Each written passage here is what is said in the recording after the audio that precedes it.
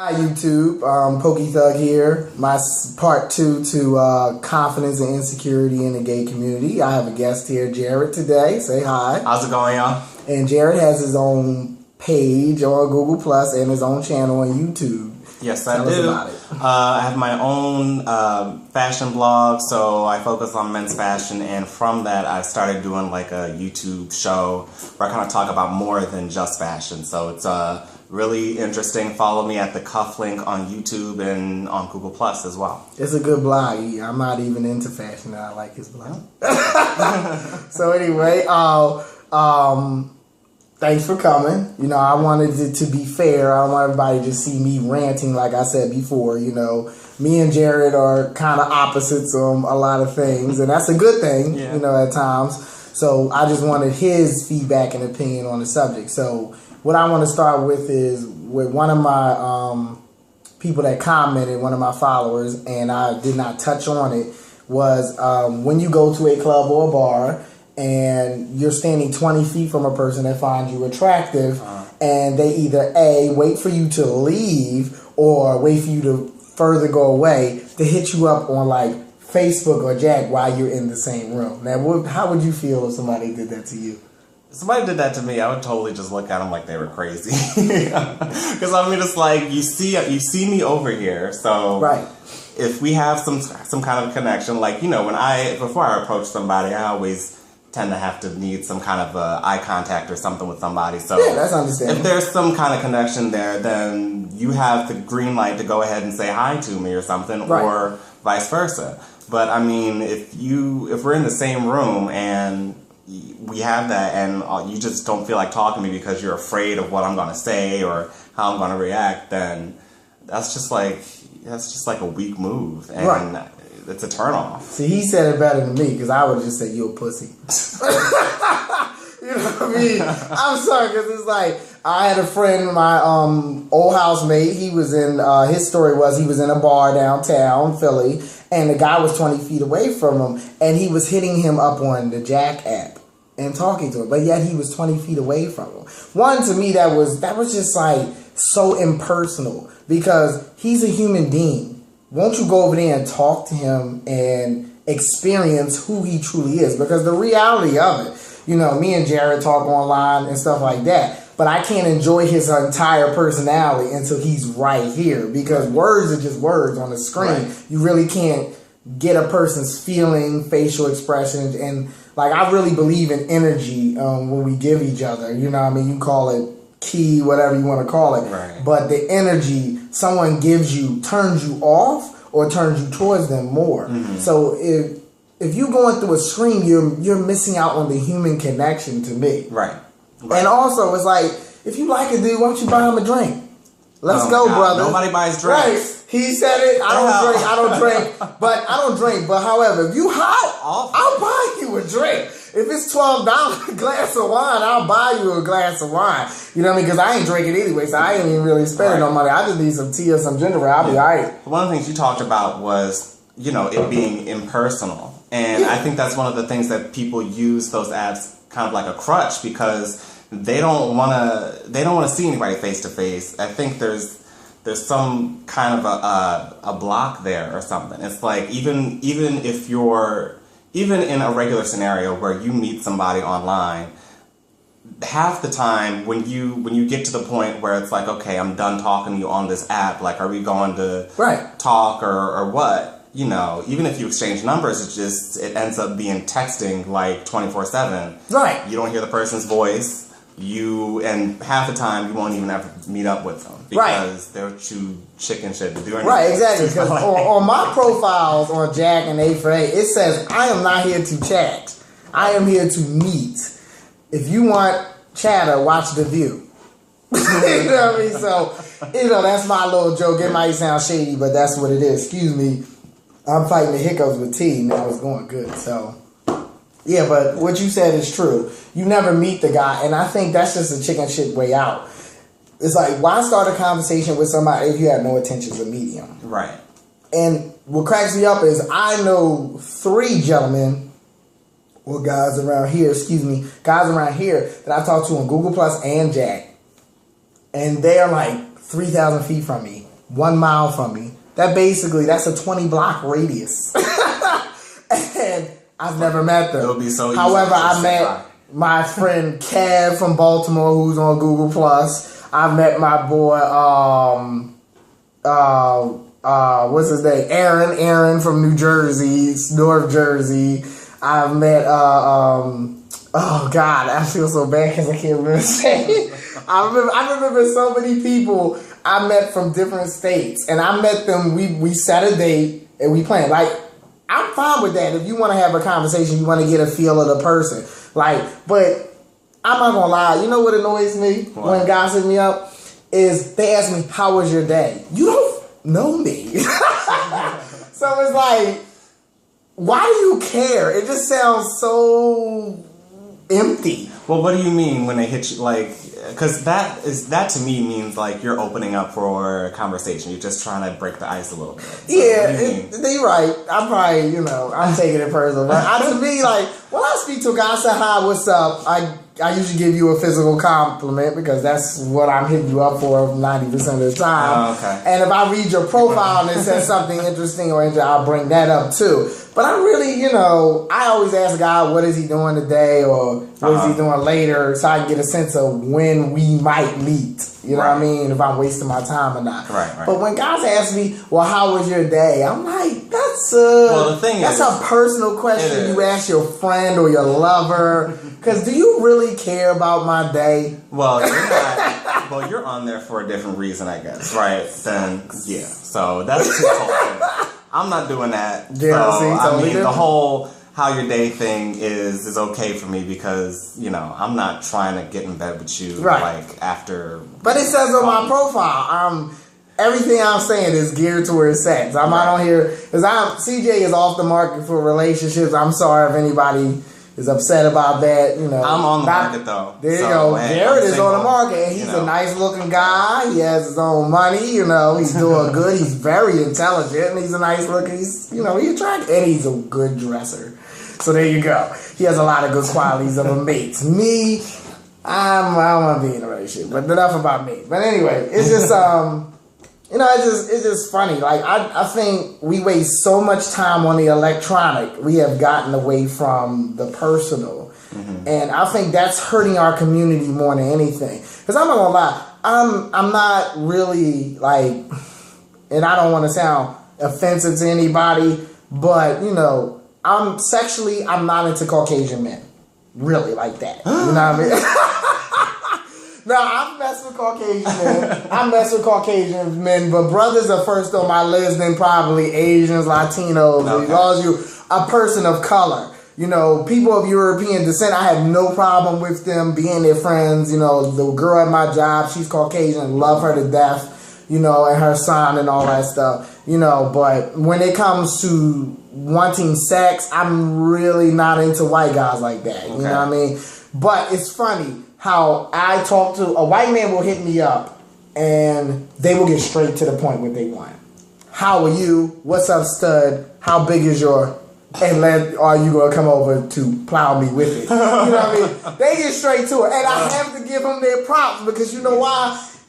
I understand. I think I understand white men at that point because it's like you pretend at work and out on the street to be this person all day. When you come in to have sex, you just let it all out. Well, what's the difference between white guys and black guys when it comes to that? Well, black men are vanilla. Look, I've had plenty of black guys say, "Yo, you got a big," like stuff like that. Well, yeah, I had that too. I had that too. But it's always the ones I don't want. But I had some. Don't get me wrong. I had some brothers that get straight to the point, and I appreciate that because most of the time I'm on there. However, you never know what you're gonna meet because my best friend, God rest his soul. A lot of people in Philly might know Man Harold. Back in the day in Southwest Philly, he was like my older brother. I never had an older sibling. I'm the oldest person in my family, and we met on. And this is telling my age. On the party line on the phone. And we met for sexual reasons. However, when he picked me up and I went to his house, we became great friends and we never had sex. Oh, wow. So it is a possibility. Like, every time I meet a guy, I sit down and talk to him first. But I don't just be like, get naked. Then some guys, they get straight naked and we just get to it. You know what I mean? But it's whatever, you know. I'm not that. I mean, I don't know. I've gotten to a point where I'm just like, I'm not even going to hook up with y'all no more. I'm done. Okay, so I'm going to ask you this question. All right. Now, sites like A4A, you probably too old for BGC, but it's out there. I've been on there before. Okay. And I've gotten off. Yeah, I've gotten off. I'm sorry. That's like the 25 and younger crowd. I'm too grown for that. BGC, A4A, and Jack. Now, for people that don't know what that is, you know, those are what we call cruising sites. You know, how gay men hook up or whatever. Because unfortunately, in cities like Philadelphia, you just can't walk down the street and say, "Oh, you're hot" to a guy, because it can have negative results. Sometimes violent. So I don't think you can do that anywhere really, unless you're you do that in the city of New York. You do that in the city of New York in Midtown. Really? I've had it done to me. Oh, okay. And I guess in San Francisco, that's what like San Francisco. Like, in Atlanta, Atlanta, they walking around in pumps. So I'm like, anything goes there. Yeah. You know what I mean? So my question is to you, and I hear a lot of guys, you know, a lot of gay men are relationship oriented, like Jarrod here. Uh-huh. So my thing is, they have sites. They're very well known. I think me and Trey found one for him or something like that. It was called .com and like somebody, I'm not going to say eHarmony and stuff like that, but it's sites out there like eHarmony and stuff like that, like they have the gay section. Mm-hmm. Why don't you go on there and look for a mate? Because nobody interacts on those sites. Like the only app that I've used, or the only dating site that I've used that's actually led to a date has been OkCupid. Like I've been on Match.com. Oh, you have? I've been on Match. I've tried Chemistry. It's just like nobody interacts with anybody. Now on those sites, don't they say like they do a profile of you, your likes, dislikes, what you're into, your job, and all that, and they check that to make sure it's true, right? Mm-hmm. Okay. But the thing is, but none of the guys want to date each other. Well, the thing is, guys probably do want to date each other, but the thing is, nobody wants to pay for that. Oh. And so you get, you got to pay for it. And, you know, I even tried paying for it. And it's just like, if you're the only one paying for it in your city, then it's like, what's the point? You're throwing money out the window. Yeah, Philly is kind of low budget. That's the problem. That's the thing. He probably would have better look in New York or DC because, you know, people are professional. But that's why, you know, OkCupid is something like, you know, you're on it. You don't really have to pay for it. You can if you want to, but it doesn't. So, another question. Now, I know when I was dating, do you limit your search to just Philadelphia or do you broaden the area when you date? I usually limit it to just Philadelphia because I'm not one to like travel and all like that. Recently, I have just broadened it because I'm no offense against Philly, but it's just not happening over here. I don't know what to say. I'm like, come on, step it up. I gotta do a video about that, I guess. You know, that'll be another. Well, when I was dating one of my exes, I'm not gonna bring up his name because he doesn't want his personal business out there. However, he was a dapper gentleman from New York, and he is a lawyer for, you know, the government up there. So he was 2 hours away. To me, if I'm going to date, because one, I learned a long time ago that most likely your mate is not, the mate that you're looking for, most likely is not in the city that you live. Mm-hmm. So no more than 3 hour driving distance. So that, in Philadelphia, that means where I am in the tri-state area, that means I would probably go as far as New York City, north, and maybe a little parts of Virginia and DC, below DC. That's the areas that I would go to because one is you're able to get there by train, public bus or whatever, Greyhound, however, or drive. It's like no more than 3 hours. So if a guy, I feel like it's worth it and I'm really serious and we're willing to take turns, because me and my ex, he would come to Philly one weekend, and then I would go to New York one weekend. Okay. And then once a month we would take time, neither one of us would go. You know what I mean? Because it's a strain on your wallet. Yeah. Not his wallet, because he made good money with my wallet. So, that's what I would do, you know what I mean? But And it's funny, you two, because it seems like I meet guys faster from out of town within a week or 2 weeks' time, faster than I meet dudes from Philly. Would you agree? Or have you met anybody? I met guys from out of town within a week or 2 weeks' time of meeting them online. Within the same month at least. So I met some. I met some guys. Now, I'm not going to say a lot of these dudes, you know, black men, they don't like to leave their surroundings. That's another problem. I don't understand that. You know what I mean? A lot of dudes I meet, especially New Yorkers, they don't want to come to Philly. Well, but they'll take their ass to DC. I don't understand. Okay. 4 hours away. I guess it's more sophisticated in Philadelphia.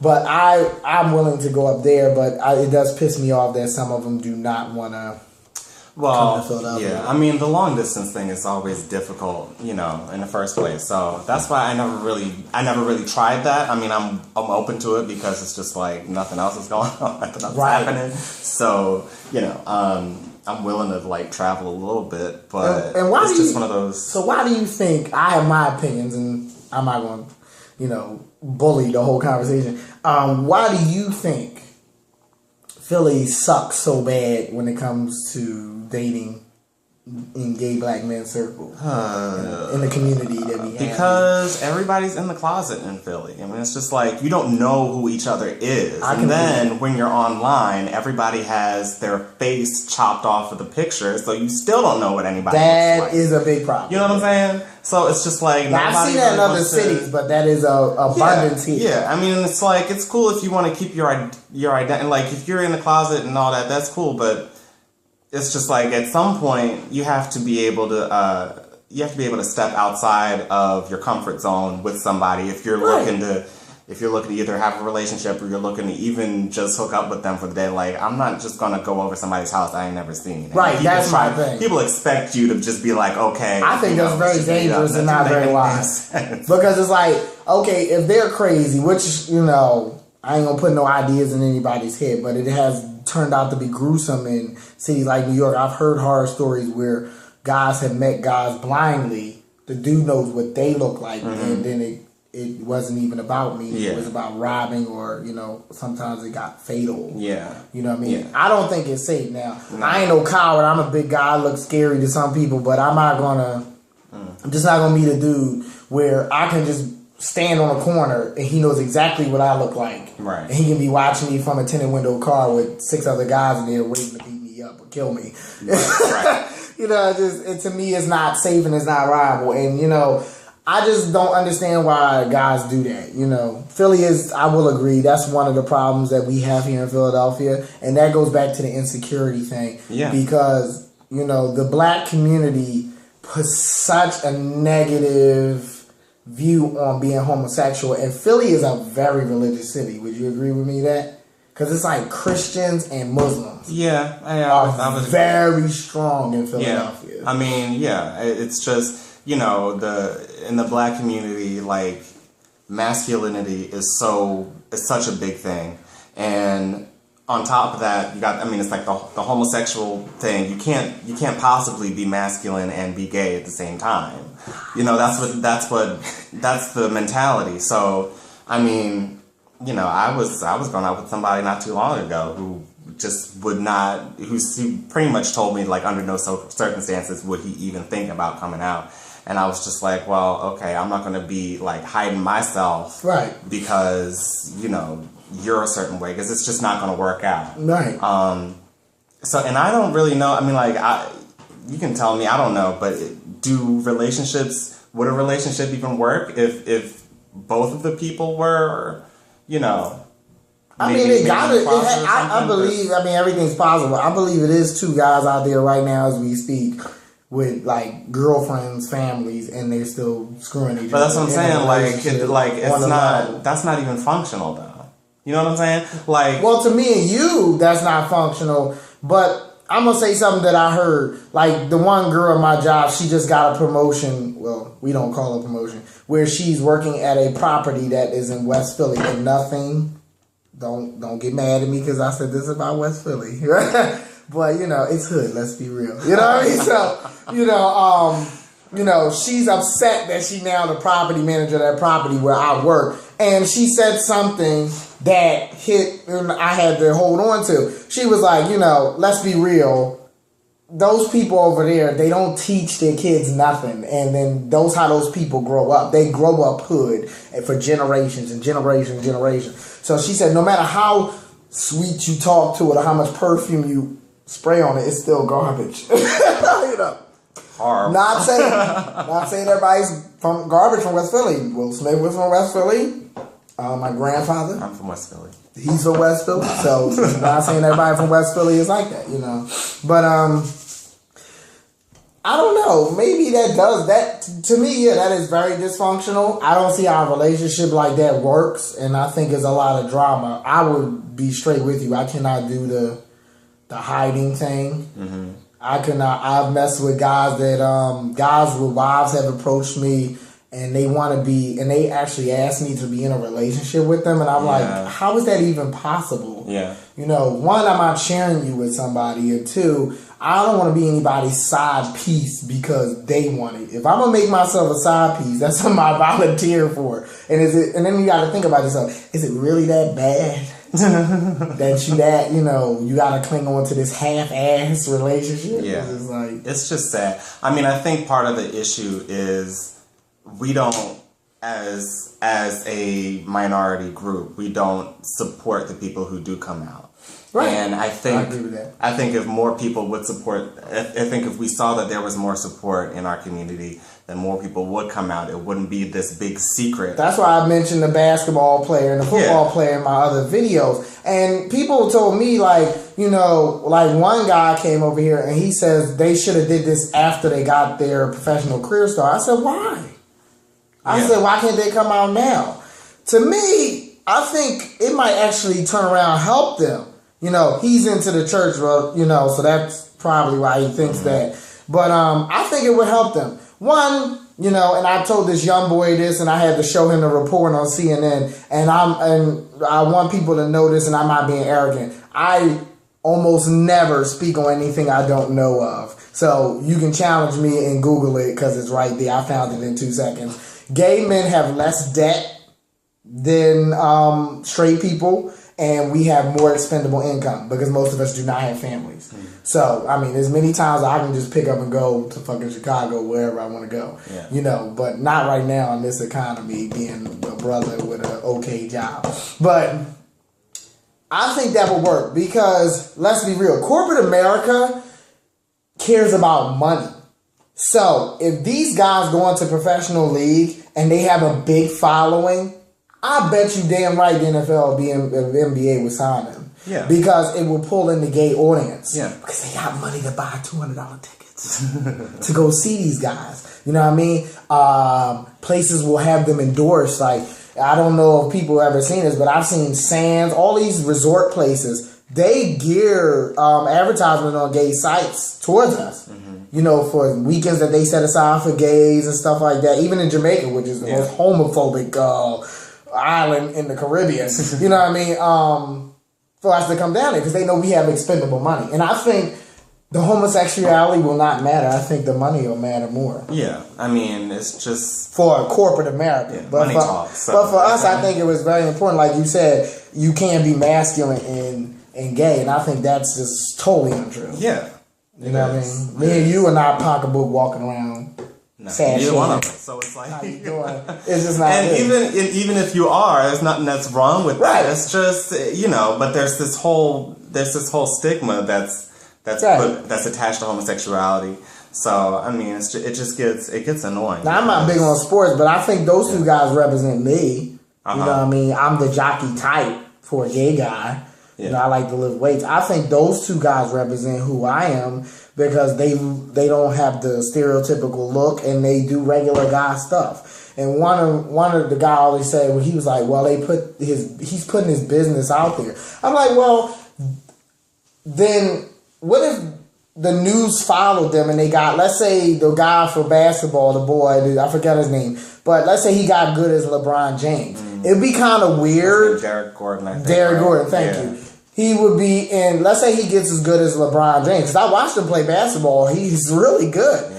And what if he gets as big as, like, say, the next LeBron or next Jordan? And it's going to be kind of weird that he's 25 going on 30 and he doesn't have a wife. You know what I mean? And he's going to be under a microscope all the time. So if he's always walking down the street with a gentleman, the gay rumors are going to start.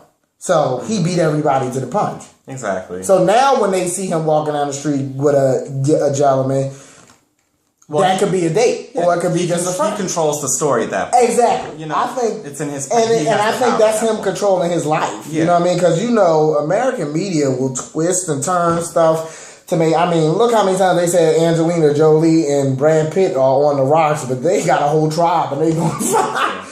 You know what I mean? So I think, like I said, that was beneficial for not just them, but us as a community. Mm-hmm. I think it was a really good thing. And I think that was, because all them other basketball players that come out after their career's over, I think that's a coward thing. Because it's like, they're just using that to make some extra money because now they're not making millions. So I don't necessarily think that's a coward thing. I think it's probably just a safe move for them. You know, who wants to be the pioneer that comes out while they're playing basketball? You know what I'm saying? Okay, I mean, but you're different. I know. You know, it's difficult to make that call. Well, Derek Gordon and the other guy that plays football now, they are. Well, they are pioneers now, but they're not playing. They're not actively playing like they're trying to get into the big leagues. You know. Well, we can help them get in the big league. We can give them a big following. That's true. It's a lot of. I'm sure they will. But. No face cut out of the picture guys. I see their profiles saying I'm in the sports. You know what I mean? The football, the basketball. Why don't y'all watch that? Get them brothers on the professional. Let them make them millions. Yeah. They actually might come to Pride and throw some of the millions out. You know what I mean? Help me out. You know what I mean? They might start a scholarship for one of us, you know what I mean, to get us in school, whatever, or something, you know what I mean, to look out. So I think we should support them any way we can, you know what I mean? Mm-hmm. Let the NBA and NFL know that there is a big gay following and we're willing to spend money and those guys will do good, you know what I mean? Instead of blocking them, you know. Yeah. I think the black community and even the gay black community, we spend so much time doing the wrong things. Like, we have energy to do so many negative things and not the right things, you know, because, you know, it's so many, like, crazy back and forth, negative and positive reactions to that, you know. I just don't, I think that has to do with our confidence, too, because it's like, you know, I'm just like that. I was blessed to be raised the way I was, so, you know, I wasn't always confident. I had to build this up, and I had my feelings hurt many times, and I've been disappointed or ridiculed or made fun of too, but your skin gets tougher, and then you get an armor, and it doesn't bother you because you love who you are. The road to loving who you are is very hard, you know what I mean? And even I have my weak days, the days I wake up and I don't like what I see. I don't like who I am. Yeah. Like I say, but battling that, I think, is where you get away from the insecurities, which is what we kind of start talking about. It's like, you know, you gotta fight through some of that stuff. You know, if you have to be confident in who you are. You have to just keep moving and be positive and take chances. Some things are gonna hurt, but. You know, it's those things that hurt us that, you know, make us stronger in the end because we learn from it. So, I mean, if you never take any chances, you're never going to really get anywhere. And so that's my whole philosophy. I think as black people, we have a lot to offer the world. And I think as gay black men, we have a lot to offer the world. Because let's be real, style wouldn't be what it is if it wasn't for a gay black man. You know, we know who dresses Chris Brown and Drake and does Mary J. Blige's hair and Beyonce. Mm-hmm. Come on, your girl, she brought the drag whole lifestyle to the stage because she's basically recopying what I see in freaking escalators in New York City. So with the drag queens and the femme girls, so whatever. So we have a lot of power. I think we need to stop dogging ourselves. The thing is, like, even when I turn down a guy, I try not to dog him. Like, I just say you're not my speed. You know, I'm not saying there's anything wrong with you. It's just you don't do anything physically for me. Right. And I think a lot of guys, like, and I'm going to tell them myself, is like, even when they go to certain parties. Guys what do you mean by that? Y'all know what I mean. Y'all know. Some people follow me. They know the parties that I might throw, but I'm not gonna let that discredit me. However, even at certain parties, I think guys are scared to be themselves because they worried about ridicule, and that's crazy. Like, like you said, we got a lot of DL guys, and it's just ridiculous. Like, I think you're wasting your life. Like, you want to turn around, like, between 21 all the way to like you're 45, you want to be in the closet. Then one day you come out and say, fuck it, I don't care about nobody. But now you're middle-aged and you missed all the fun of your youth. Not that, middle age is bad because I'm, reaching it. But, to me, it's a waste of time. It's like, it's crazy. Let me see. What else I was going to talk about? I'm just saying, because I'm losing my subject now.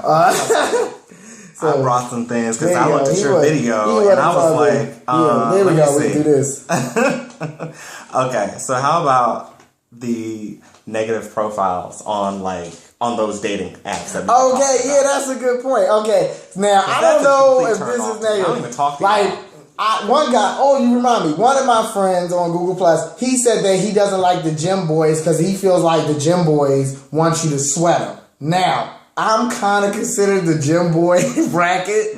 I don't want you to sweat me. I like mutual attraction. Yeah. However, I think it can be in reverse too. Because I met guys that are like slim like you and lean and nice looking. And I show interest in them. And I think they try not to show much interest in me because they think that's what I want. And that's not fair. But the thing is, it's like, my whole thing is if somebody shows me interest, I'll show them interest. But I feel like once I do that, the other person turns and runs away or starts calling me thirsty and all. I'm like, please. And I hate that term thirsty. I cannot stand that. How are you thirsty because you go say something to someone you want? That's not thirsty. No. Now, if you send a person 5 messages in 1 hour and there is no response, that's thirsty. That's desperate. So if that's the new word for desperate, yes, I totally agree. But because you talk to somebody and then get turned down, that doesn't make you thirsty to me. No. But that's where that comes from, because you get to the point where you're just like, okay, I'm not even going to talk to him. I'm going to let him talk to me first, because if I talk to him, he's going to think I'm. And that's another thing I hate. I hate when guys look at my profile, because on these profiles you can look at who looked at your profile, and the guys won't speak to me until I speak to them. I hate that. Yeah. If you saw something, go get it. Why? I'm on these pro. I don't even pay. I don't like. I'm at the point where I don't even initiate. I'll rarely initiate a conversation with. Well, somebody. I do. I have to, because if I didn't, I wouldn't get nobody to talk to me. So, I mean, it's annoying to. It is annoying. Send out messages and every responses. And like me and Trey have said. It could have a blow to your confidence sometimes, even if you're very confident, because you say to everybody wants somebody to say nice things about them that are totally strange. You look nice. I did your profile. I think you're very intelligent. I think you're very handsome. Everybody wants that. Everybody needs that, because we're human beings. We're all sociable creatures. So I just don't understand why for gay black men is it so hard to just hit a random guy up unless he